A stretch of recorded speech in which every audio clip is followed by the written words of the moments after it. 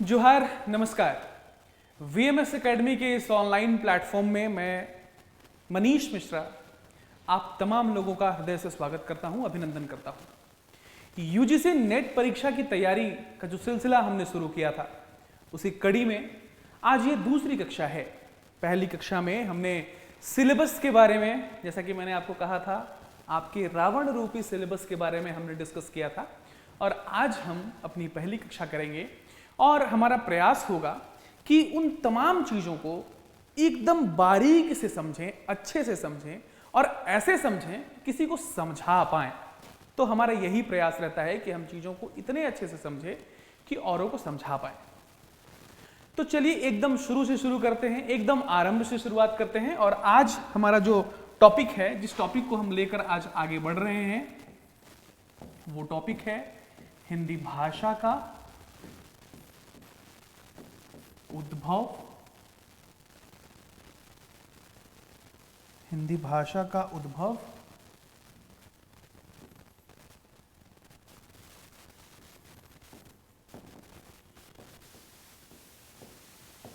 और विकास। ये common topic है ना। हिंदी विषय से संबंधित जितनी भी परीक्षाएं होती हैं, हिंदी प्रतियोगिता परीक्षाओं से संबंधित जितनी भी परीक्षाएं होती हैं, उन तमाम परीक्षाओं में इस विषय को रखा जाता है, इस विषय से प्रश्न पूछे जाते हैं। और आप सब ने स्नातक प्रथम वर्ष से हिंदी को लेकर आप आगे बढ़ रहे हैं ना, स्नातक के बीए के प्रथम वर्ष से आप इस टॉपिक को पढ़ते आ रहे हैं, इस टॉपिक को मनते आ रहे हैं, इस टॉपिक को गुणते आ रहे हैं, है ना। तो चलिए आज एक बार मेरे साथ भी इस टॉपिक को थोड़ा सा पढ़ते हैं, थोड़ा जानते हैं। हिंदी भाषा है ना, हिंदी भाषा, हिंदी और भाषा दो अलग अलग चीजें, हिंदी है ना और हिंदी आपकी भाषा। इसका उद्भव और विकास, अर्थात जो हिंदी आपके सामने है वो हिंदी क्या आज जैसे आप प्रयोग कर रहे हैं, जिस हिसाब से आज आप हिंदी को देख रहे हैं, क्या अतीत में भी आपकी हिंदी वैसे ही थी? अगर नहीं तो कैसी थी? इसके स्वरूप में क्या क्या बदलाव हुए हैं, इसके कलेवर में क्या क्या चेंज हुए, इसका अंदाज कैसा बदला है और किस रूप में आज हमारे सामने है और भविष्य में क्या संभावनाएं हो सकती हैं, इन तमाम बातों पर हम आज बात करेंगे। शुरुआत कहां से हुई, आज कहां है और भविष्य में कैसी संभावनाएं हैं। ठीक है, स्पष्ट है? बढ़े आगे, चलिए बढ़ते हैं। दो बातें हैं, एक तो हिंदी आपका विषय और दूसरी भाषा। भाषा क्या है? भाषा वह माध्यम जिसके जिसके जिसके जिसकी सहायता से आप अपने मन में जो विचार है, मन के जो विचार है, वो दूसरों तक संप्रेषित करते हैं, दूसरों तक पहुंचाते हैं। भाषा आपके लिए इस मायने में सहयोगी है, इस मायने में भाषा आपके लिए माध्यम है ना। और हिंदी जो है वो आपका विषय है, हिंदी। पहले तो हम इस शब्द की उत्पत्ति को थोड़ा तफ्तीश करते हैं, इस शब्द की उत्पत्ति के बारे में थोड़ी बातचीत करते हैं। ये जो हिंदी है आखिर क्या है भाई? हिंदी ही क्यों, अंग्रेजी क्यों नहीं? हिंदी क्यों? हिंदी क्यों? हिंदी, ये हिंदी ही क्यों? हिंदी ही क्यों? कोई दूसरा कुछ नहीं, दूसरा क्यों कुछ नहीं। ये भाषा, ये जो शब्द है, इस शब्द की उत्पत्ति कहां से हुई, कैसे हुई, है ना। देखिए क्या है कि हमारे यहां जब हम भारत की बात करते हैं, तो भारत में क्या है कि उत्तर का जो क्षेत्र है, आप जानते हैं हमारे यहाँ एक सभ्यता हुई थी, है ना, जिसको हम सिंधु घाटी सभ्यता कहते थे। तो बहुत सारे विद्वान ये मानते हैं, बहुत सारे विद्वानों का ये मानना है कि इस शब्द की उत्पत्ति सिंध से हुई है ना, सिंध से हुई है। ये जो सिंध है, यही सिंध जो है वो सिंधु बनती है, ठीक है ना। और जब ईरानियों का प्रवेश हुआ भारत में, ईरानी जब आए, ऐसा मानकर चलते हैं, भाषा वैज्ञानिक ऐसा मानते हैं, ईरानियों की भाषा फारसी है ना। तो फारसी का जो तलफ्फुज है, फारसी का जो उच्चारण है, उसको स को हम ह पढ़ते हैं, वो लोग स को ह कहते हैं, ठीक है ना। तो सिंधु न कहकर वो हिंदू कहा करते थे, हिंदू, ठीक है ना, हिंदू, हिंदू, सिंधु न कहकर हिंदू। ये बाद में हिंदिक भी हुआ, हिंदिक, ठीक है। और फिर बाद में हिंदी, ठीक है। ऐसे लगभग इसका जो स्वरूप है ऐसे बदलकर हमारे सामने हुआ है, आया है। सिंध, सिंधु, हिंदू, हिंदिक, हिंदी, ठीक है ना। ये समय समय का प्रभाव है और समय समय से भाषा का जो रूप है वो बदलता है और ऐसे बदलते हुए स्वरूप को पार करते हुए आपकी हिंदी आपके सामने है, ठीक है ना। कहीं कहीं तो देश के अर्थ में लिया जाता था, कहीं नदी के अर्थ पर लिया जाता था इसका अर्थ, लेकिन यहां भाषा के रूप में, ठीक है ना, भाषा के रूप में। और हिंदी को भाषा के रूप में पहला प्रयोग की बात आती है, पहले प्रयोग की बात आती है कि भाई हिंदी को सबसे पहले भाषा के रूप में किसने प्रयोग किया, हिंदी का प्रयोग किसने किया, किसने किया हिंदी का प्रयोग, है ना। तो एक नाम आता है शरफुद्दीन यजदी, शरफुद्दीन यजदी, है ना। इन्होंने जफरनामा लिखा था, जफरनामा, जफरनामा।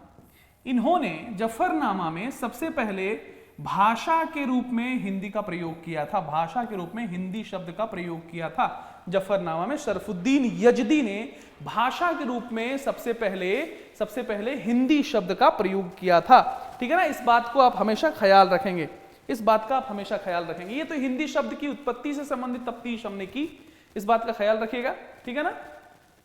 अब आगे बढ़ते हैं, आगे बढ़ते हैं।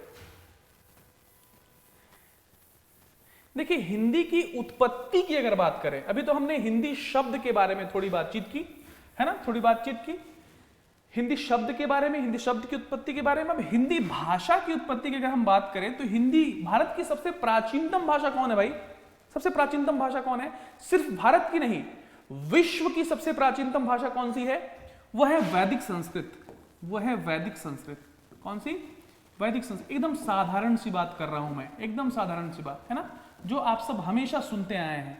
वैदिक संस्कृत, वैदिक संस्कृत वो संस्कृत जिसमें वेद पुराण लिखे गए, है ना, वेद लिखे गए आपके सामने, जो वेदों का जिक्र होता है वे वेद जिस संस्कृत में लिखे गए, पुराण लिखे गए, उपनिषद लिखे गए, जिस भाषा में वेद पुराण उपनिषद आदि लिखे गए उस संस्कृत को हम वैदिक संस्कृत कहते हैं। इसी संस्कृत को हम देववाणी भी कहते हैं, देवों की भाषा कहते हैं, है ना। हर युग में भाषा का दो रूप चलता है, एक साहित्यिक भाषा, एक साहित्यिक भाषा मतलब जो साहित्य में प्रयोग होने वाली भाषा है, साहित्यिक भाषा, ठीक है ना। और दूसरी आम भाषा मतलब लोक भाषा, जो आम लोग बात करते हैं, लोक भाषा। एक साहित्य, अभी भी आपकी जो हिंदी है, आप देखिए अभी मैं आपसे बात कर रहा हूं, आप अपने मित्रों से या आप अपने घर वालों से कैसी हिंदी बात कर रहे होते हैं, क्या वो मेरी जैसी हिंदी है जैसे मैं आपसे बातचीत कर रहा हूं, नहीं, लाजिम है कि उस हिंदी में फर्क होगा। तो हमेशा भाषा का दो स्वरूप चलता है, एक तो साहित्यिक जिसमें साहित्य लिखे जाते हैं और दूसरे लोक भाषा, है ना। तो वैदिक संस्कृत, ठीक है, जिसमें वेद पुराण लिखे गए, और वैदिक संस्कृत के बाद जो संस्कृत आया उस संस्कृत को हम कहते हैं लौकिक संस्कृत। वैदिक संस्कृत के बाद जो संस्कृत हमारे सामने, जिस संस्कृत का अस्तित्व हमारे सामने हो, थोड़ी सरल हुई भाषा, थोड़ी सरल हुई, तो वो हुई लौकिक संस्कृत, ठीक है ना, मतलब लोक की संस्कृत, लौकिक संस्कृत, या साधारण संस्कृत भी आप समझते हैं, संस्कृत, ठीक है ना। जितने भी साहित्य आप, जितने भी वाङ्मय आप देखते हैं, जो साहित्य लिखे गए हैं, चाहे वो रामायण हो, आदि वाल्मीकि वाले, है ना, रामायण हो, महाभारत हो, व्यास वाली महाभारत हो, या कालिदास की रचनाएं हो, कालिदास की जो भी रचनाएं, चाहे वो विज्ञान शकुंतलम हो, ठीक है ना, जितनी भी कालिदास की रचनाएं, मेघदूतम हो, ठीक है, जितनी भी रचनाएं हैं कालिदास की, तो जो भी ये ऐसी रचनाएं लिखी गई वो लौकिक साहित्य में लिखी गई। वैदिक संस्कृत कठिन थी, है ना, और इसे थोड़ा आसान किया गया, ये लौकिक संस्कृत का रूप, व्याकरण वगैरह बनाया गया, पाणिनि वगैरह का, इस समय आपने नाम सुना होगा, भाषा वैज्ञानिक, बहुत बड़े भाषा वैज्ञानिक पाणिनि, ठीक है ना, व्याकरण वगैरह लिखा गया। तो जितने भी इसमें आप देखेंगे रामायण महाभारत आदि लिखे गए वो लौकिक संस्कृत में लिखे गए, ठीक है ना, लौकिक संस्कृत। इसके बाद का जो समय, इसके बाद का जो समय होता है, इसके बाद का जो समय होता है, संस्कृत के बाद फिर क्या आता है, आप जानते हैं इसके बाद क्या आता है। पहले हमने कहा वैदिक संस्कृत, वैदिक संस्कृत, फिर लौकिक संस्कृत,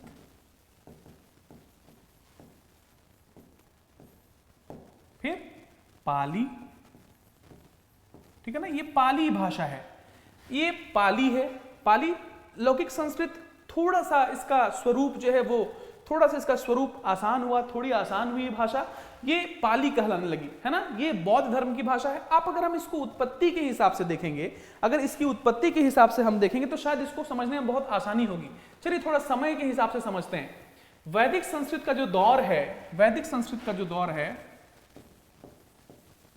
कब से कब तक माना जाता है ना, वैदिक संस्कृत,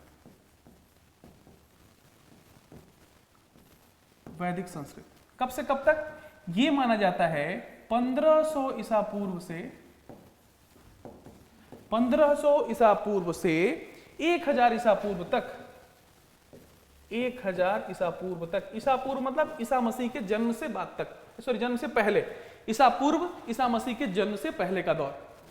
वैदिक संस्कृत 1500 से क्यों? इससे पहले आप जानते हैं भारत में सिंधु घाटी सभ्यता है ना, उसके बाद का जो जिक्र मिलता है, जो साक्ष्य हैं, इतिहास में जो साक्ष्य पाए गए हैं, वो वैदिक संस्कृत की तरफ जाते हैं। और वैदिक संस्कृत का काल हम देख रहे हैं 1500 ईसा पूर्व से 1000 ईसा पूर्व, हमने इसको इसकी समय सीमा मानकर चली। इसके बाद जो संस्कृत मैंने आपसे बात की वो कौन सी संस्कृत है? लौकिक संस्कृत।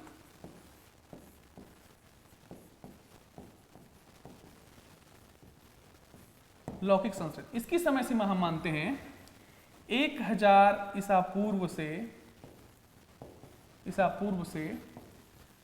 500 ईसा पूर्व तक, 1000 ईसा पूर्व से 500 ईसा पूर्व तक, है ना। इसको हम क्या कहेंगे? इसको हम क्या कहेंगे? लौकिक संस्कृत। इसके बाद किसका समय आता है? इसके बाद क्या होता है? ये भाषा और थोड़ी सरल होती है तो क्या हो जाती है? ये पाली कहलाती है ना, पाली। पाली, इसको हम प्रथम प्रकृत भी कहते हैं, पाली। इसी भाषा को हम प्रथम प्रकृत भी कहते हैं, प्रथम प्रकृत। पाली को हम क्या कहते हैं? प्रथम प्रकृत कहते हैं। और इसकी समय सीमा जो है वो 500 ईसा पूर्व से 0 ईस्वी तक, मतलब ईसा मसीह के जन्म तक, ठीक है ना। 500 ईस्वी से 0 ईस्वी तक, 500 ईसा पूर्व से 0 ईस्वी तक प्रथम पाली, है ना। प्रथम पाली, इसको हम लोग क्या कहते हैं? प्रथम पाली कहते हैं, प्रकृत, ठीक है ना। प्रथम प्रकृत, पाली, प्रथम प्रकृत। और इसी को इस पाली को प्रथम देश भाषा भी कहते हैं, इस बात का ख्याल रखिएगा। प्रथम देश भाषा, पहला देश भाषा कौन सा है? पाली, ठीक है ना। ये बौद्ध धर्मों की भाषा है, बौद्ध धर्म की भाषा है, बौद्ध धर्म की भाषा है। पाली जो है बौद्ध धर्म की भाषा है, बौद्धों की भाषा है। क्या हुआ? ये जो लौकिक संस्कृत था ये उच्च वर्ग तक सीमित होकर रह गया था, है ना। पंडित वर्ग, जो उच्च वर्ग था उन तक सीमित होकर रह गया था। उच्च वर्ग, जो थोड़े ज्ञानी थे, जो पढ़े लिखे थे, वो इस भाषा का प्रयोग करते थे। आम लोगों के जनजीवन से इस भाषा का जुड़ाव थोड़ा कम था, है ना। तो ऐसे भाषा की हमेशा पूछ होती है, ऐसी भाषा की हमेशा डिमांड होती है, ऐसी भाषा हमेशा विस्तृत होती है जो भाषा लोक में प्रचलित हो, जो भाषा आम लोगों में प्रचलित हो, है ना। तो आम लोगों में प्रचलित भाषा थी पाली, इसलिए बौद्ध धर्म की भाषा बनी ये पाली, बौद्ध धर्म की भाषा बनी पाली, ठीक है ना। इसमें आप जानते हैं ना, बौद्ध धर्म के पिटक, त्रिपिटक, बौद्ध धर्म से संबंधित ग्रंथ त्रिपिटक, ठीक है ना। त्रिपिटक मतलब 3 पिटक। कौन कौन से पिटक हैं? कौन कौन से पिटक है भाई? सूत्र पिटक, विनय पिटक, अभिधम्म पिटक, ठीक है ना। विनय पिटक और अभिधम्म पिटक।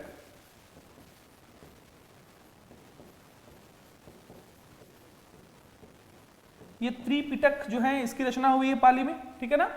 इसके अलावा निकाय ग्रंथ, जो निकाय हैं आपने सुना होगा ना, वो निकाय कौन सा? अंगुत्तर निकाय, अंगुत्तर निकाय,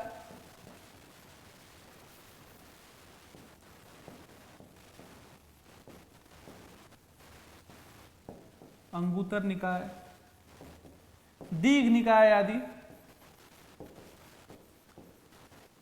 तो जो निकायों की भाषा है ये हमने कहा त्रिपिटक, है ना। त्रिपिटक और ये निकाय, अंगुत्तर निकाय, दिग् निकाय आदि, इसकी भाषा जो है वो कौन सी भाषा है? कौन सी भाषा है?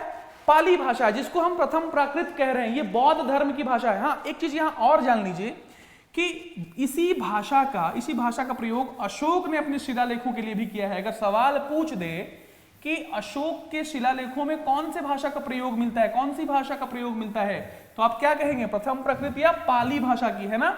प्रथम प्रकृत या पाली भाषा की। और इसी भाषा को प्रथम देश भाषा कहते हैं। इसी पाली भाषा का उपयोग अशोक ने अपने शिलालेखों में किया है। अशोक के अभिलेखों में मिलता है ना? अशोक के अभिलेख में, माफ कीजिएगा, अशोक के अभिलेख में मिलता है। अशोक के अभिलेख में, ठीक है ना? तो अभी तक हमने बात की, देखिए एक बार हम रिपीट मोड पे चले क्या? अगर आपकी इजाजत हो तो एक बार हम रिपीट मोड पर चलें। अभी तक हमने क्या बात की? अभी तक हमने हिंदी शब्द की उत्पत्ति के बारे में बात की कि हिंदी शब्द जो है कैसे वो फिर सिंधु के बाद ईरानी जब आए तो उनकी भाषा फारसी में क्या बोलते हैं, स को ह बोलते हैं, तो वो सिंधु हिंदू हो गया, है ना? उसके बाद हिंदू जो है वो हिंदिक हुआ और हिंदिक के बाद फिर हिंदू हुआ, है ना? फिर सबसे पहले क्या? सिंध, फिर सिंधु, और फिर फारसी भाषा आने के बाद हिंदू, फिर हिंदिक, फिर हिंदी, है ना? ऐसे हमने देखा हिंदी शब्द की उत्पत्ति हमने देखी। और हमने ये भी देखा कि हिंदी शब्द का सर्वप्रथम भाषा के रूप पर प्रयोग जो किया था वो किसने किया था? सरफुद्दीन यजदी ने किया था अपने ग्रंथ, कौन से ग्रंथ में? जफरनामा में, ठीक है ना? इसके बाद हम भाषा के संदर्भ में बात करेंगे, हिंदी भाषा के संदर्भ में। तो हम देखेंगे कि भाषा कैसे इसकी उत्पत्ति हुई। तो हम जानते हैं कि भारत में सबसे प्राचीन, न सिर्फ भारत में बल्कि पूरे विश्व की सबसे प्राचीन भाषा कौन है? वो संस्कृत भाषा है। संस्कृत में भी कौन सा संस्कृत? सबसे पहले वैदिक संस्कृत की बात हुई, वो संस्कृत जिसमें वेद लिखे गए, पुराण लिखे गए, उपनिषद लिखे गए, वो संस्कृत वैदिक संस्कृत कहलाई, है ना? और उस संस्कृत की समय सीमा हमने कहा 1500 ईसा पूर्व से 1000 ईसा पूर्व तक। उसके बाद की जो संस्कृत थोड़ी सरल हुई, है ना, जिसमें रामायण महाभारत आदि लिखे गए, वो संस्कृत कौन सी? लौकिक संस्कृत। और इसकी समय सीमा हमने तय की 1000 ईसा पूर्व से 500 ईसा पूर्व तक हम इसे मान रहे हैं। और ये जो संस्कृत थी, ये संस्कृत उच्च वर्गों तक सीमित थी। जो बुद्धिजीवी वर्ग थे, जो पढ़े लिखे वर्ग थे, वो इस भाषा का प्रयोग करते थे। आम जनता जो है वो थोड़ी दूसरी भाषा की प्रयोग करने लगी थी और उस भाषा को हम क्या कह रहे थे? पाली कहा हमने उस भाषा को। उसी भाषा को हम प्रथम प्राकृत भी कहते हैं, प्रथम प्राकृत, ठीक है ना? और प्रथम प्राकृत का आप देखें कि इसमें ये बौद्ध धर्म की भाषा थी। बौद्ध धर्म में जो त्रिपिटक है, जो बौद्ध धर्म से संबंधित जो धार्मिक ग्रंथ है, त्रिपिटक, सूत पिटक, विनय पिटक, अभिधम्म पिटक, ठीक है ना, उसमें जो भाषा प्रयोग हुआ है वो प्रथम प्राकृत का हुआ, पाली हुआ है।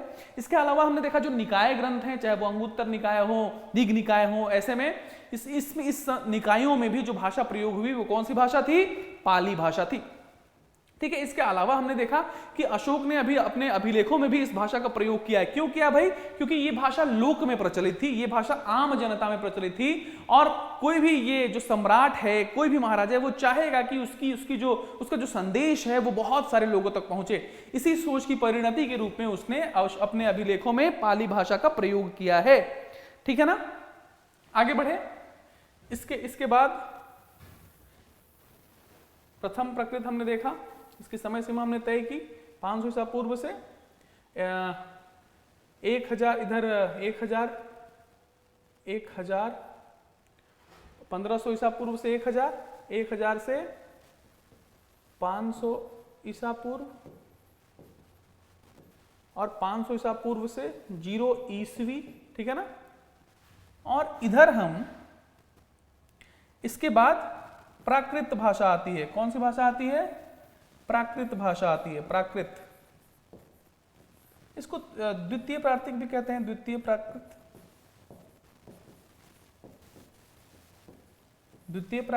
ठीक है ना। शुद्ध प्राकृत भी कहते हैं इसे, शुद्ध प्राकृत भी कहते हैं, ठीक है ना। इसे शुद्ध प्राकृत भी कहेंगे, शुद्ध प्राकृत।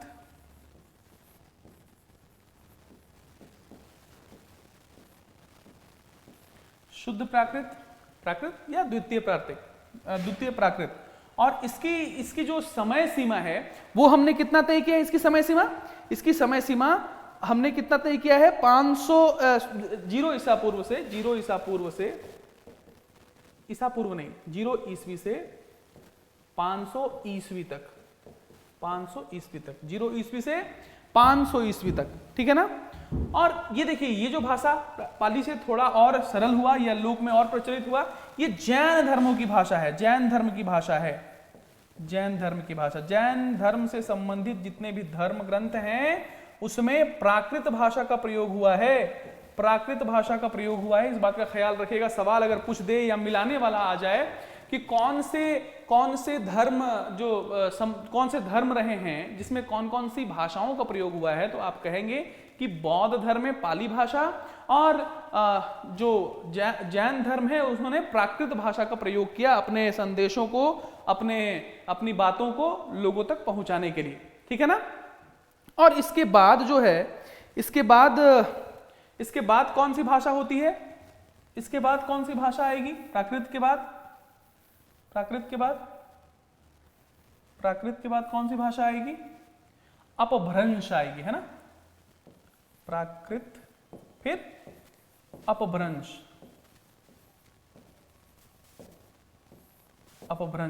ठीक है ना, अपभ्रंश। और इसकी समय सीमा हम क्या तय करेंगे, 500 ईस्वी से 1000 ईस्वी,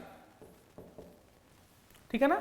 अपभ्रंश, अपभ्रंश का अर्थ क्या होता है आप जानते हैं, टूटा हुआ, बिखरा हुआ, है ना। भाषा का वो स्वरूप जो टूटे हुए बिखरे हुए स्वरूप में है, अपभ्रंश, ठीक है ना। इसके बाद आधुनिक भारतीय आर्य भाषा,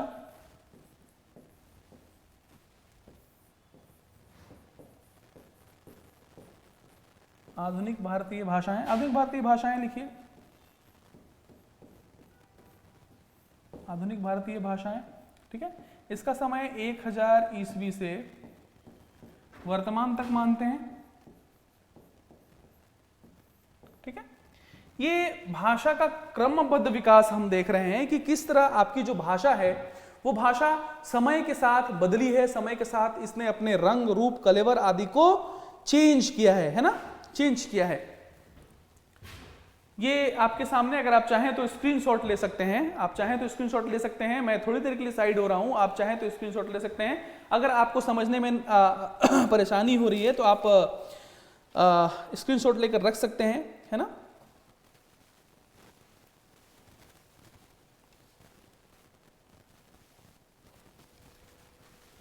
चलिए आगे बढ़ते हैं, मिटाते हैं इसको। अपभ्रंश हमने कहा ना, अपभ्रंश से बहुत सारी भाषाओं का विकास हम देखते हैं।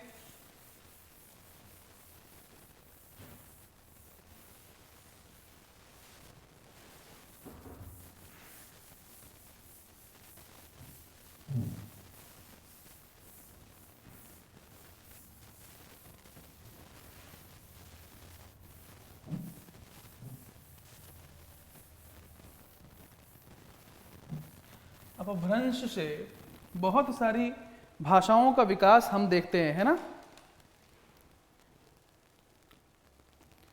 लगभग 7 अपभ्रंश हमारे सामने होंगे। अपभ्रंश,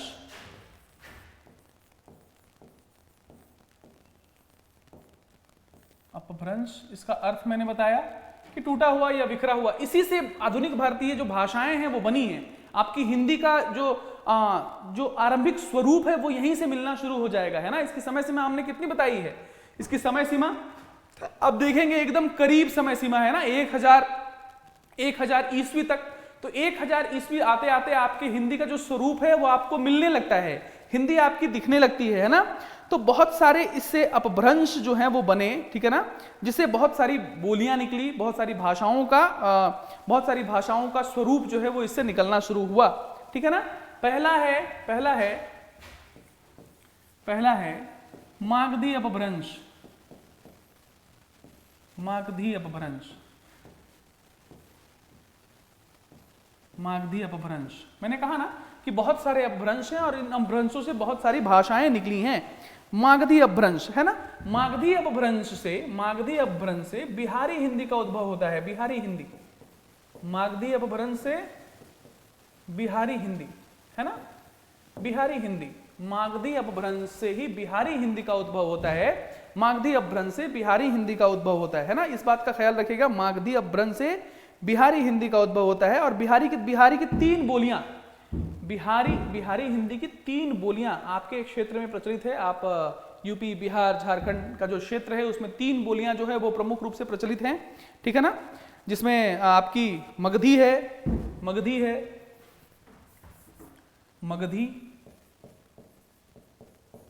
मगधी, ठीक है ना, फिर मैथिली और भोजपुरी। मगधी, मैथिली और भोजपुरी, ये 3 बोलियां जो हैं वो बिहारी हिंदी की है ना। और बिहारी हिंदी किस अपभ्रंश की है? मागधी अपभ्रंश। किस बात का ख्याल रखिएगा, सवाल ऐसे पूछेगा कि भोजपुरी किस अपभ्रंश के अंदर आएगी, तो आप क्या कहेंगे? मागधी अपभ्रंश से। और किस हिंदी के अंतर्गत आएगी? तो ये बिहारी हिंदी के अंतर्गत आएगी, ठीक है ना। मागधी अपभ्रंश और मागधी अपभ्रंश से बिहारी हिंदी, और बिहारी हिंदी की 3 बोलियां, ये कौन कौन सी बोलियां हैं? मगही, मैथिली और भोजपुरी। बोलियां मतलब छोटे क्षेत्रों में बोली जाने वाली जो भाषा है, जो बात है, बोलियां है ना, जिससे लोग अपने विचारों का आदान प्रदान करते हैं छोटे स्तर पर। यही बोलियां जब इसका फैलाव होता है, इसका क्षेत्र का विस्तार होता है, ज्यादा ज्यादा साहित्य इसमें रचे जाते हैं, तब ये बोली भाषा बन जाती है, ठीक है ना। तो ये भाषा बनने के आरंभिक क्रम की स्थिति है, बोलियां हैं, ठीक है ना। हिंदी की, बिहारी हिंदी की ये बोलियां, 3 बोलियां। और अपभ्रंश कौन सी है? मागधी अपभ्रंश, है ना। और इसी अपभ्रंश से आप देखेंगे बांग्ला भाषा, ठीक है ना, असमिया, उड़िया आदि जो भाषाएं हैं वो इसी अपभ्रंश से निकली हुई हैं। इस बात का ख्याल रखिएगा, सवाल जनरली पूछा नहीं जाता, मैं आपकी जानकारी के लिए बता रहा हूं कि जो मागधी अपभ्रंश है, इसी अपभ्रंश से ये भी भाषाएं निकली हैं, बांग्ला, असमिया, उड़िया आदि भाषाएं। बेसिकली बिहारी हिंदी, और बिहारी हिंदी की 3 प्रमुख बोलियां, इसका ख्याल रखिएगा, मागधी, मैथिली और भोजपुरी। MMB, इसको याद रखिएगा, ट्रिक है, MMB क्या है? MMB, मगधी, मैथिली और भोजपुरी, MMB, ठीक है। बड़े आगे, दूसरा जो अपभ्रंश है,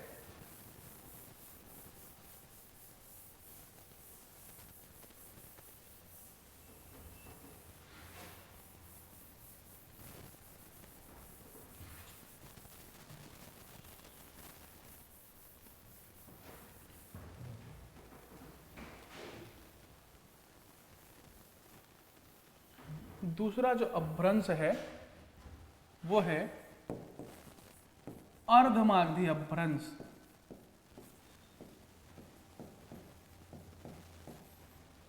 पहला मागधी और दूसरा अर्धमागधी अपभ्रंश, है ना,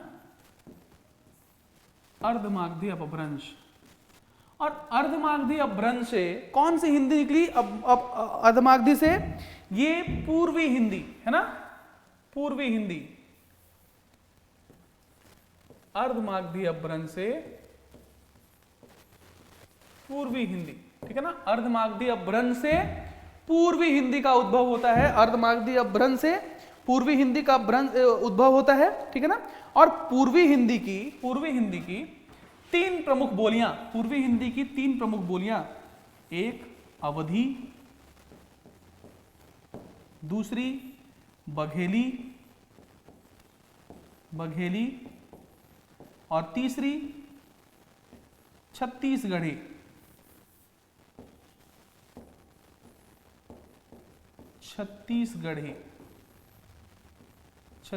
ये 3 बोलियां, 3 प्रमुख बोलियां। अर्धमागधी अपभ्रंश से पूर्वी हिंदी, ये पूछता है पूर्वी हिंदी किस अपभ्रंश का है, पश्चिमी हिंदी किस अपभ्रंश का है, और अवधी किस अपभ्रंश के अंतर्गत आता है, इसकी भाषा क्या है ना।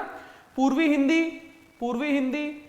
की 3 प्रमुख बोलियां, अवधी, बघेली और छत्तीसगढ़ी। इसको भी ऐसे याद रख सकते हैं,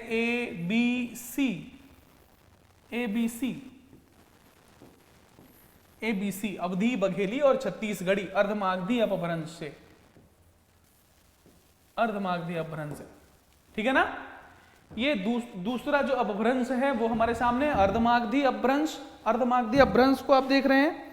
तीसरा जो अपभ्रंश है, चलिए मिटा दूं,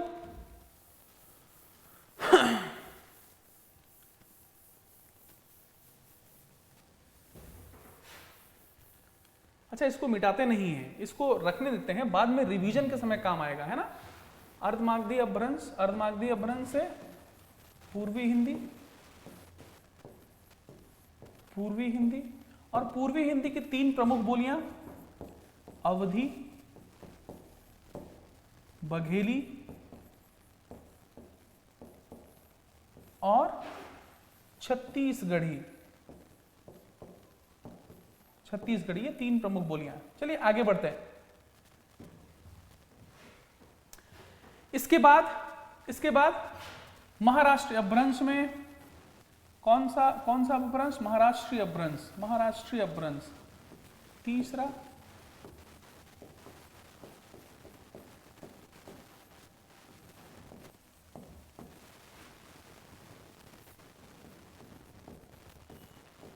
महाराष्ट्रीय अपभ्रंश, है ना। और इसकी जो है वो कौन है? मराठी। इसकी भाषा कौन सी है? मराठी, ठीक है ना। महाराष्ट्रीय अपभ्रंश इसकी कौन सी है? मराठी, ठीक है ना। इसके बाद चौथा जो अपभ्रंश है वो है खस अपभ्रंश, है ना। खस अपभ्रंश, खस। और इससे जो कौन सी प्रमुख बोलियां हैं, 3 प्रमुख बोलियां, 3-4 प्रमुख बोलियां जो हैं, वो इसकी खस अपभ्रंश से ही पहाड़ी हिंदी की उत्पत्ति मानी जाती है, पहाड़ी हिंदी का उद्भव माना जाता है, पहाड़ी हिंदी, ठीक है ना। और पहाड़ी हिंदी की जो प्रमुख बोलियां हैं वो कौन सी बोलियां हैं भाई? कुमाऊनी, ठीक है, गढ़वाली,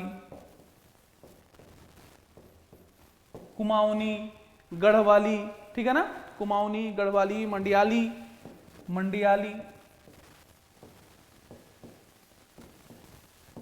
मंडियाली, ये सब पहाड़ी हिंदी की बोलियां हैं। तो पहाड़ी हिंदी जो है वो किससे उत्पत्ति है? खस अपभ्रंश से। और पहाड़ी हिंदी की ये जो है वो प्रमुख बोलियां हैं, ठीक है ना। कुमाऊनी, गढ़वाली, ठीक है, मांडियानी, ये सब जो है वो पहाड़ी हिंदी की भाषा है। इसी हिंदी से नेपाल की भी भाषा जो है वो नेपाली भाषा की भी उत्पत्ति इसी अपभ्रंश से मानी जाती है, इसी अपभ्रंश से, पहाड़ी हिंदी से ही, ठीक है ना। तो आपने देखा महाराष्ट्रीय अपभ्रंश से मराठी और खस अपभ्रंश से पहाड़ी हिंदी निकली। और पहाड़ी हिंदी की 3 प्रमुख बोलियां जो हैं कौन सी हैं? कुमाऊनी, गढ़वाली और मंडियाली, है ना। चलिए, इसी से हमने देखा कि नेपाली भाषा की भी उत्पत्ति हुई। आगे बढ़ते हैं। इसके आगे जो अपभ्रंश है वो अपभ्रंश कौन सा है? वो है कौन सा अपभ्रंश है भाई? अभी हमने किसका देखा? चौथा नंबर खस। अब आप देखेंगे ब्राचड़ अपभ्रंश, है ना। ब्राचड़ अपभ्रंश, ब्राचड़,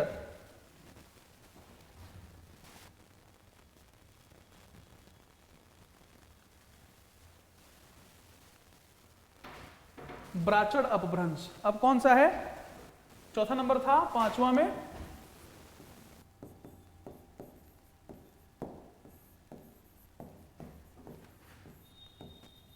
ब्राचड़ अपभ्रंश। और ब्राचड़ अपभ्रंश से सिंधी भाषा निकली है ना। सिंधी, ब्राचड़ अपभ्रंश से सिंधी, ठीक है ना। ब्राचड़ अपभ्रंश से सिंधी, ठीक है ना। पैशाची, अगला है पैशाची अपभ्रंश।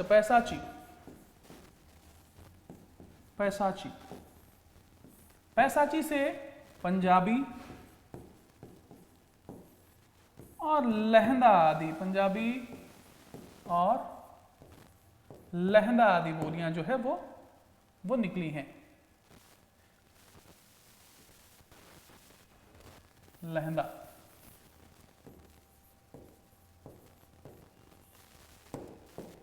पंजाबी और लहंदा जो है वो पैशाची अपभ्रंश से, ठीक है ना।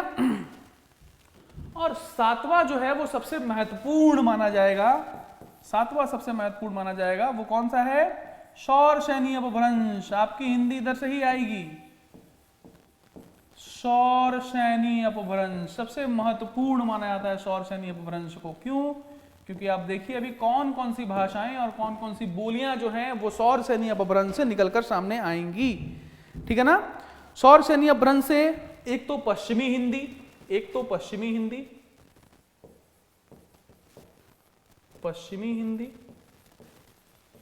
ठीक है ना। फिर गुजराती,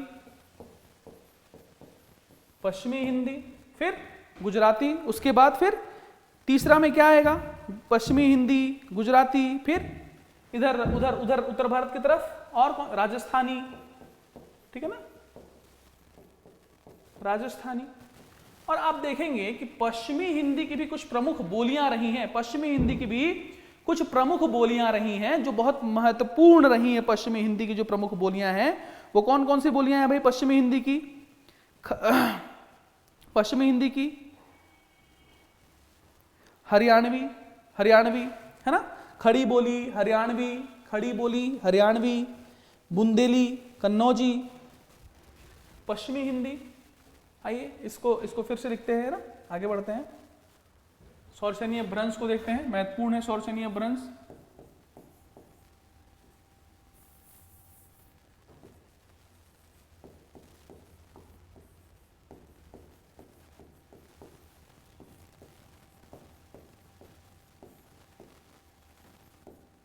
शौर्षणीय भ्रंश से हमने देखा पश्चिमी हिंदी, है ना।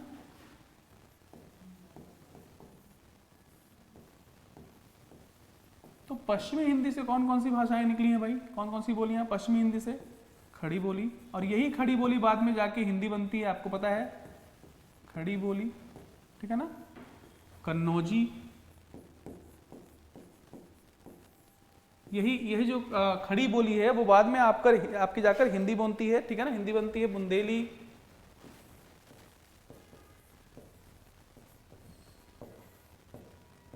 बुंदेली आदि भाषाएं जो हैं वो पश्चिमी हिंदी से निकली है ना, पश्चिमी हिंदी से निकली। इसी में आपकी हरियाणवी भी आ जाएगी, हरियाणवी,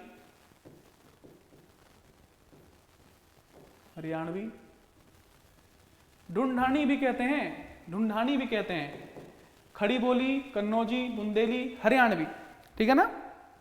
इसके आगे राजस्थानी हिंदी, राजस्थानी, इसके बाद पश्चिमी हिंदी हो गया, फिर राजस्थानी हिंदी, राजस्थान में जो हिंदी बोली जाती है, राजस्थान की जो हिंदी है। और इससे कौन कौन सी भाषा निकली है भाई? पूर्वी राजस्थानी, पूर्वी राजस्थानी, पूर्वी राजस्थानी, ठीक है ना, पूर्वी राजस्थानी। और इस पूर्वी राजस्थानी को हम क्या कहते हैं? पूर्वी राजस्थानी को हम किस नाम से जानते हैं? इसको जयपुरी कहते हैं, पूर्वी राजस्थानी को जयपुरी कहते हैं। इसी जयपुरी को, पूर्वी राजस्थानी भाषा को जयपुरी कहते हैं।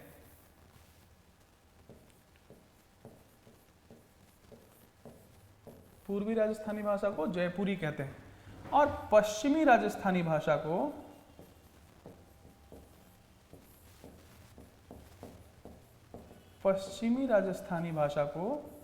हम गढ़वाली कहते हैं। पूर्वी राजस्थानी भाषा को हम क्या कहते हैं? गढ़वाली। और इधर उत्तरी राजस्थानी भाषा जो होगी, उत्तरी राजस्थानी भाषा, उसको मेवाती कहेंगे। उत्तरी राजस्थानी भाषा जो होगी, उत्तरी राजस्थानी भाषा, उसको मेवाती कहेंगे।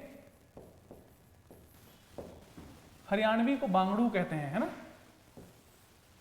हरियाणवी को एक दूसरा नाम बांगड़ू भी होता है हरियाणवी का, ठीक है। और उत्तरी, इधर फिर दक्षिणी राजस्थानी,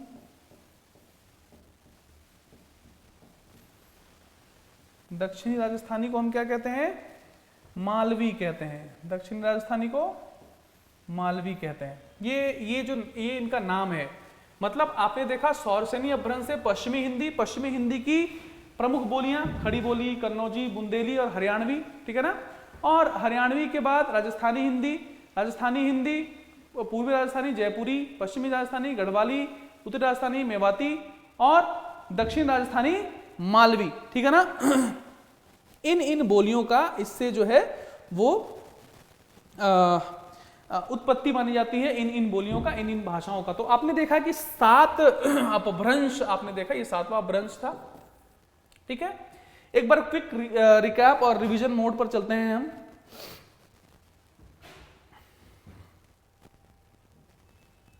पहले हमने मागधी भाषा को देखा, सबसे पहले हमने मागधी देखा था, ठीक है ना।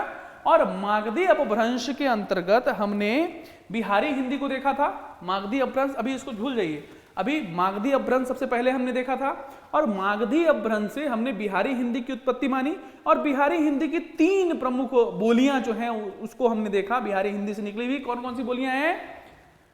मगही, मैथिली और भोजपुरी। MMB, मगही, मैथिली और भोजपुरी, ये बिहारी हिंदी की है, ठीक है ना। उसके बाद हम दूसरे नंबर पर अर्धमागधी अपभ्रंश, अर्धमागधी अपभ्रंश से पूर्वी हिंदी निकलती है, अर्धमागधी अपभ्रंश से पूर्वी हिंदी, और पूर्वी हिंदी की 3 प्रमुख बोलियां अवधी, बघेली और छत्तीसगढ़ी, जिसे हमने ABC कहा था, ठीक है ना। आगे बढ़ते हैं। तीसरा जो है वो महाराष्ट्रीय अपभ्रंश है, और महाराष्ट्र से जो मराठी भाषा है उसकी उत्पत्ति मानी जाती है महाराष्ट्रीय अपभ्रंश से, ठीक है ना। उसके बाद चौथा में हमने देखा खस अपभ्रंश, और खस अपभ्रंश से उत्पत्ति मानी जाती है पहाड़ी हिंदी की। अगर आपसे पूछ दे कि पहाड़ी हिंदी की उत्पत्ति किस अपभ्रंश से मानी जाती है और विकल्प दे दे महाराष्ट्री, मागधी और अर्धमागधी, ठीक है ना, तो आपको आप क्या कहेंगे? खस अपभ्रंश से, है ना। खस अपभ्रंश से पहाड़ी हिंदी की उत्पत्ति मानी जाती है, और इसकी कुछ प्रमुख बोलियां हैं कुमाऊनी, गढ़वाली और मांड्याली। ऐसी भाषाएं जो है वो पहाड़ी हिंदी, ऐसी बोलियां पहाड़ी हिंदी से निकली हुई मानी जाती है। साथ ही हमने ये भी कहा कि नेपाली भाषा जो है वो भी इसी अपभ्रंश से निकली हुई मानी जाती है, नेपाली भाषा। आगे बढ़ते हैं। इसके बाद हमने ब्राह्मण अपभ्रंश को देखा, और ब्राह्मण अपभ्रंश से हमने देखा कि सिंधी भाषा की उत्पत्ति होती है ब्राह्मण अपभ्रंश से, ठीक है ना। फिर हमने देखा पैशाची अपभ्रंश, और पैशाची अपभ्रंश से पंजाबी, लहंदा आदि जो भाषा है उसकी उत्पत्ति मानते हैं हम पंजाबी पैशाची अपभ्रंश से, ठीक है। आगे बढ़ते हैं। सौरसेनी अपभ्रंश। सौरसेनी अपभ्रंश बहुत महत्वपूर्ण इसलिए भी होता है कि इससे आपकी हिंदी निकली है, मतलब पश्चिमी हिंदी, गुजराती और राजस्थानी, ठीक है ना। तो इसके बाद हमने देखा कि कौन कौन सी भाषाएं पश्चिमी हिंदी से निकली हैं। तो पश्चिमी हिंदी से निकली हुई भाषाएं कौन कौन सी है भाई? बोलिए कौन कौन सी है? देखिए, पश्चिमी हिंदी से खड़ी बोली, कन्नौजी और बुंदेलखंडी। अगर आपसे सवाल पूछ दे कि पश्चिमी हिंदी के अंतर्गत आने वाली बोली कौन सी है, और इतनी सारी दे देगा, इतने सारे विकल्प, तो आपको कौन से सही विकल्प होंगे? खड़ी बोली, कन्नौजी, बुंदेली, हरियाणवी आदि जो है वो पश्चिमी हिंदी के अंतर्गत आते हैं, ठीक है ना। इसका विशेष ख्याल रखिएगा। उसके बाद राजस्थानी हिंदी। राजस्थानी हिंदी, और राजस्थानी हिंदी के अंतर्गत पूर्वी राजस्थानी जिसको हम जयपुरी कहते हैं, पश्चिमी राजस्थानी जिसको हम गढ़वाली कहते हैं, उत्तरी राजस्थानी जिसको हम मेवाती कहते हैं, और दक्षिणी राजस्थानी जिसे हम मालवी के नाम से जानते हैं, ठीक है ना। तो ये आपके सामने एक क्विक रिवीजन था। हमने अपभ्रंश को देखा, ठीक है ना। इस अपभ्रंश के अंतिम अवस्था को भाषा वैज्ञानिकों ने अवहट भी कहा है। कुछ भाषा वैज्ञानिकों ने अपभ्रंश के अंतिम अवस्था को अवहट भी कहा है, इस बात का ख्याल रखिएगा। और ये कहने में अपभ्रंश की अंतिम अवस्था को अवहट कहा है। और इसका जिक्र जो है, देखिए एक बात ध्यान दीजिएगा, जो फैक्ट आते हैं उसको लेते चलना चाहिए। ज्योतिरीश्वर ठाकुर,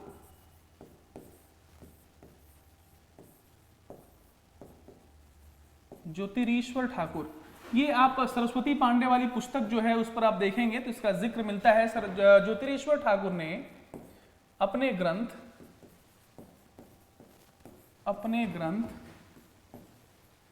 वर्ण रत्नाकर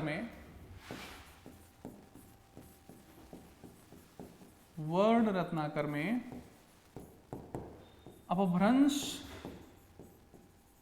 की अंतिम अवस्था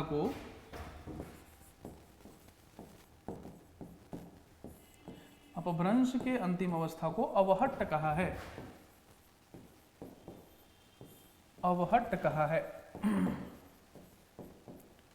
अपभ्रंश के अंतिम अवस्था को अवहट कहा है, ठीक है ना। इस बात को ख्याल रखिए। कुछ फैक्ट्स आपके सामने हैं।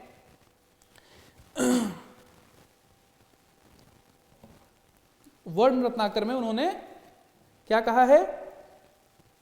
अवहट कहा है, ठीक है ना। वर्ण रत्नाकर उनका जो ग्रंथ है उसमें उन्होंने अवहट कहा है। इसी अपभ्रंश को ये बात ध्यान रखिएगा, इसी अपभ्रंश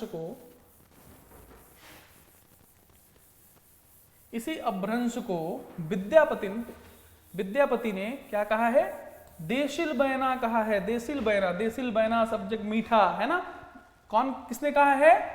विद्यापति ने। क्या कहा है? देसिल बयना। अपभ्रंश के लिए कहा है देसिल बयना। देसिल बयना मतलब देश की भाषा है, देसिल बयना। वो जो सब्जेक्ट मीठा कहते हैं, कौन किसने कहा है? विद्यापति ने कहा है। क्या कहा है? देशिल बयना, देशिल बयना। क्या कहा है? देशिल बयना, देशिल बयना। अवहट्ट का प्रयोग, अवहट्ट कहा है, इसी अपभ्रंश को अवहट्ट कहा है अब्दुल रहमान ने। अब्दुल रहमान ने क्या कहा है? अवहट्ट कहा है। क्या कहा है? अवहट्ट कहा है। देशिल बयना, देशिल बयना, देशिल बयना किसने कहा? विद्यापति ने। और अवहट्ट किसने कहा? अब्दुल रहमान ने। पुरानी हिंदी कहा है, पुरानी हिंदी, इसी अपभ्रंश को पुरानी हिंदी कहा है, पुरानी हिंदी कहा है चंद्रधर शर्मा गुलेरी ने। चंद्रधर शर्मा गुलेरी, याद कर रहे हैं इनको? चंद्रधर शर्मा गुलेरी, उसने कहा था, कहानी याद है, हिंदी की आरंभिक कहानियों में शामिल और फ्लैशबैक शैली में लिखी गई सबसे शानदार कहानी, ठीक है ना, उसने कहा था। इनकी कहानी का नाम है उसने कहा था। चंद्रधर शर्मा गुलेरी ने अपभ्रंश को क्या कहा है? पुरानी हिंदी कहा है। प्राकृताभाष हिंदी, प्राकृताभाष हिंदी कहा है। किसने कहा है भाई प्राकृताभाष हिंदी? ये कहा है आचार्य रामचंद्र शुक्ल ने। आचार्य रामचंद्र शुक्ल ने, आचार्य रामचंद्र शुक्ल ने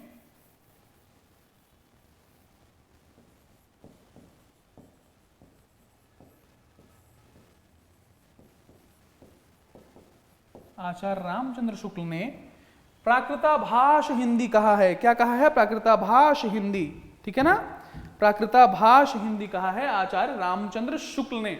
अपभ्रंश को प्राकृताभाष हिंदी आचार्य रामचंद्र शुक्ल ने कहा है, ठीक है ना।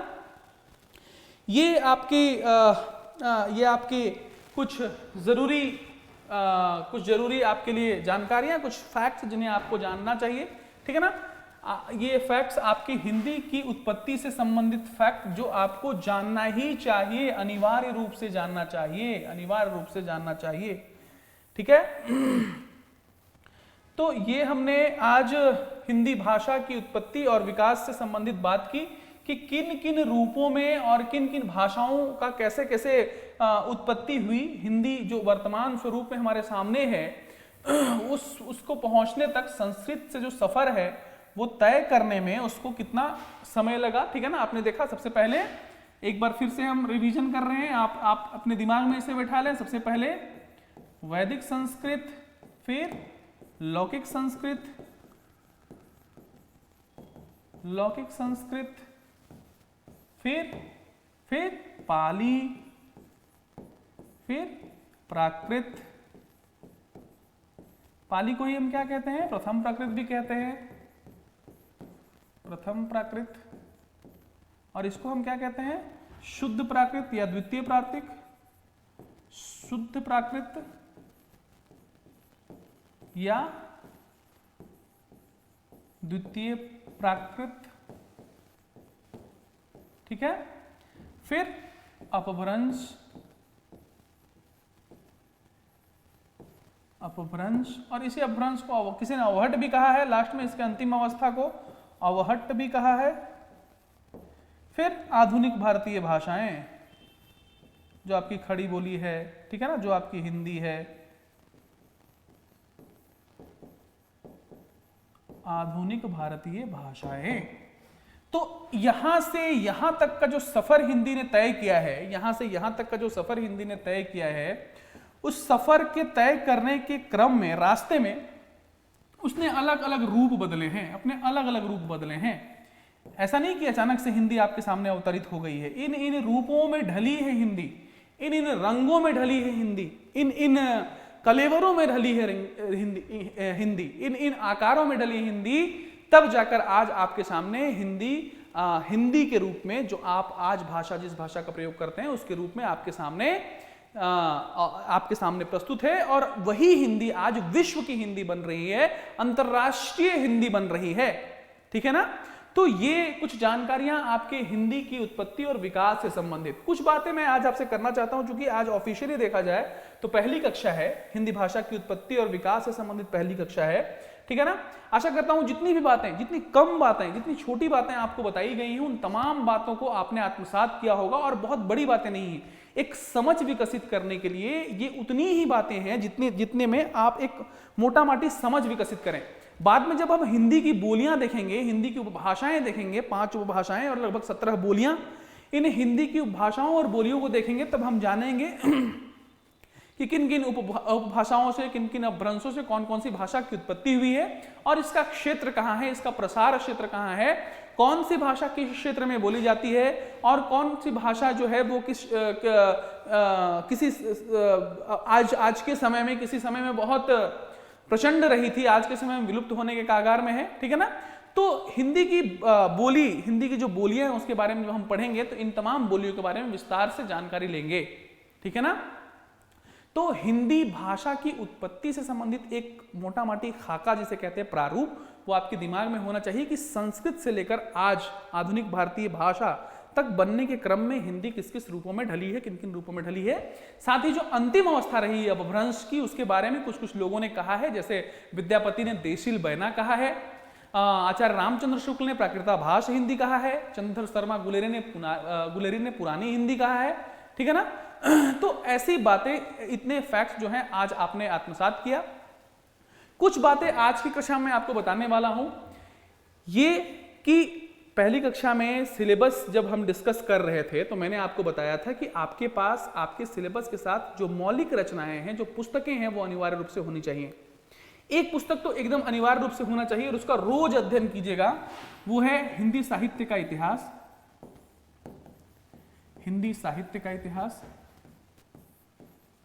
बाद में बताता जाऊंगा कि आपको कौन कौन सी पुस्तकें लेनी है, कौन कौन सी, लेकिन ये पुस्तक आपके पास अनिवार्य रूप से होनी चाहिए।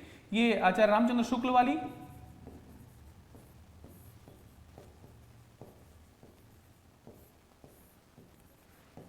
आचार्य रामचंद्र शुक्ल वाली, और रोज पढ़िए इसको, रोज 1 घंटा रोज पढ़िए इतिहास, रोज 1 घंटा कम से कम पढ़िए। दूसरा हिंदी साहित्य का दूसरा इतिहास, ये डॉक्टर बच्चन सिंह वाली पुस्तक, ये बहुत जरूरी है, बहुत अनिवार्य पुस्तक है, बहुत अच्छी पुस्तक है।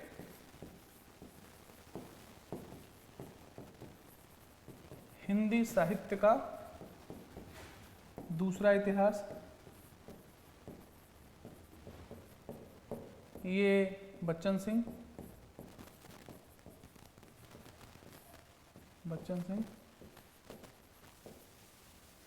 एक ये हिंदी साहित्य की भूमिका आचार्य रामचंद्र शुक्ल वाली, आदिकाल को समझने में आपके लिए बहुत बहुत सार्थक सिद्ध होने वाली हिंदी साहित्य की भूमिका, आचार्य हजारी प्रसाद द्विवेदी,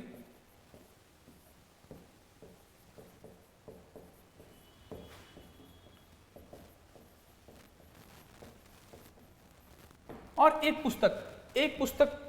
मैं सिर्फ 4 पुस्तक अभी आपको कह रहा हूं। हिंदी साहित्य और संवेदना का विकास, हिंदी साहित्य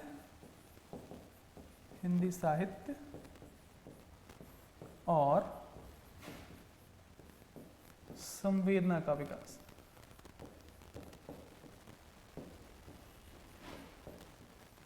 हिंदी साहित्य और संवेदना का विकास, हिंदी साहित्य और संवेदना का विकास, ये पुस्तक अनिवार्य रूप से आपके पास होनी चाहिए। डॉक्टर रामस्वरूप चतुर्वेदी वाली पुस्तक है। ठीक है ना। हिंदी साहित्य और संवेदना का विकास, ये आपके पास होनी चाहिए पुस्तक, है ना। हिंदी साहित्य और संवेदना का विकास, डॉक्टर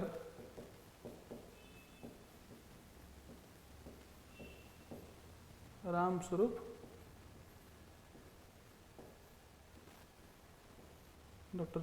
चतुर्वेदी। ये 4 पुस्तक तो अभी आपके पास होनी चाहिए। इन 4 पुस्तकों का हमेशा आपके पास एक स्टॉक होना चाहिए जिसे आप कर पाए।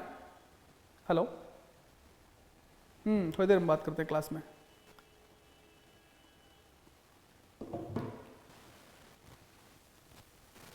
ये जो आधार ग्रंथ मानते हैं, ऐसे ग्रंथों को, इन इतिहास ग्रंथों को हम आधार ग्रंथ मानते हैं। ये पुस्तक आपके पास अनिवार्य रूप से होना चाहिए। अगर आप हिंदी साहित्य के विद्यार्थी हैं और आप भविष्य में हिंदी साहित्य को लेकर आगे बढ़कर कुछ करना चाहते हैं तो आपको इन पुस्तकों को हमेशा अपने पास रखना चाहिए, हमेशा अपने पास रखना चाहिए। रोज पढ़ने का आदत डालिए, रोज पढ़ने का आदत डालिए।